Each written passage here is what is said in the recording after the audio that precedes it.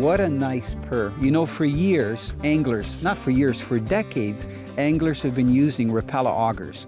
And most of them come from 4 inches in size right up to about 8 or even 10 inches.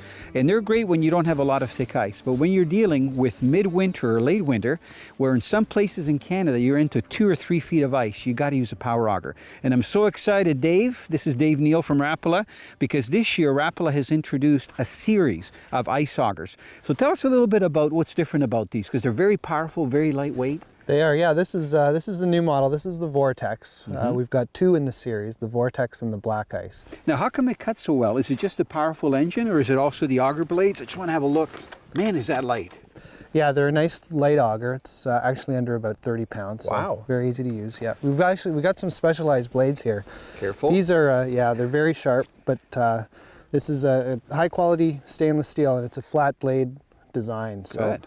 We've got this sort of serrated edge here, so we call those ripper blades. And what they do is they really rip through that ice and they bite into that ice. The other thing I like quickly. is that you can see how much fill you have, because you can see here with the sun shining on it. Yeah, that's a great little feature. You always know how much gas you've got there. You're ready to go. We've also got the mitten grip handle, which is very easy to use. Perfect. And the recoil as well is all metal, which is good because it's very durable. Works great in these cold conditions. I mean, that's awful. You know, for guys that like to ice fish, and whether you're walking out, because I'll sometimes walk on the ice and I'll pull a sled behind me, or you have a machine, you know, one of these augers is ideal. Now you can fish anytime, no matter how thick the ice is.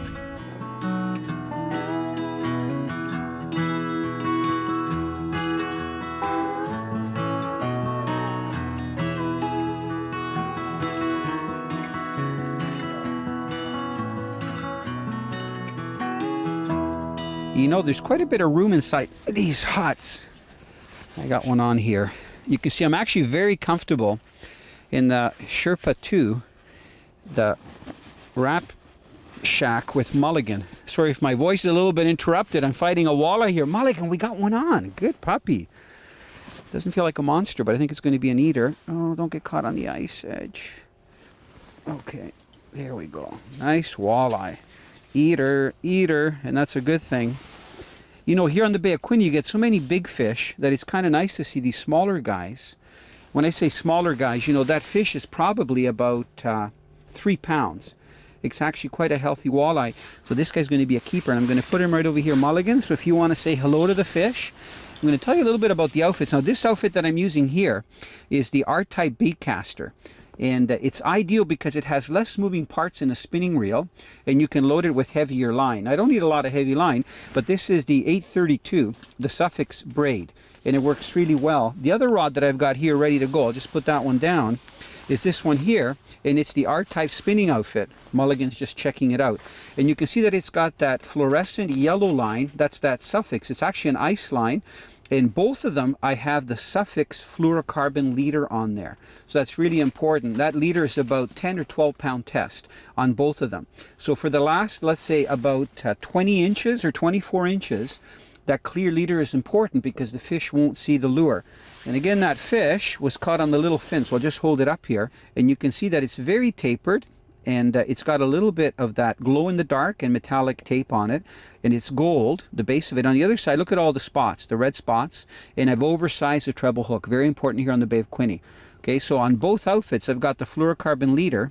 Hi, Mulligan. You taste the walleye? It's going to taste great, even cooked. So here's a piece of fluorocarbon leader. It's about 20 inches long. And it's either 12, I think it's 10 or 12 pound test, which is really important.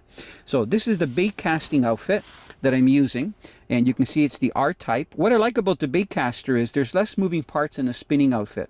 So literally all you do is hit the line release, line goes down, snap the handle over, and you're ready to fish. And because I'm fishing in Wrap Shack, I'm using the shorter rods.